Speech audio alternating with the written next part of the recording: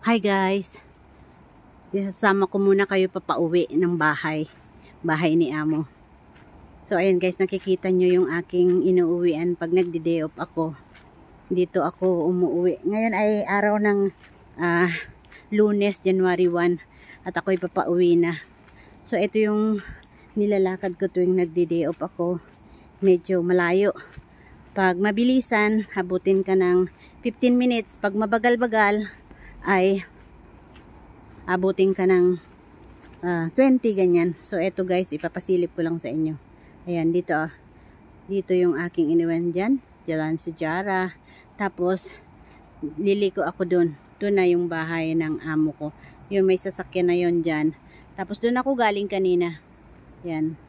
So ayan ang aking inuuwian na bahay ni Amo pag nagde-day off ako. Wait lang guys, at hahanapin ko yung susi ng bahay sa bag ko at hindi ko alam kung nasaan. Ayun, nahanap ko na. So dito ako guys naglalakad. Doon naman ay ano yan, end road na yan, wala nang ano yan. At dito banda may mga natutulog dyan kasi ano yan Chinese cemetery. So ito na yung bahay ni Amo at papasok na tayo.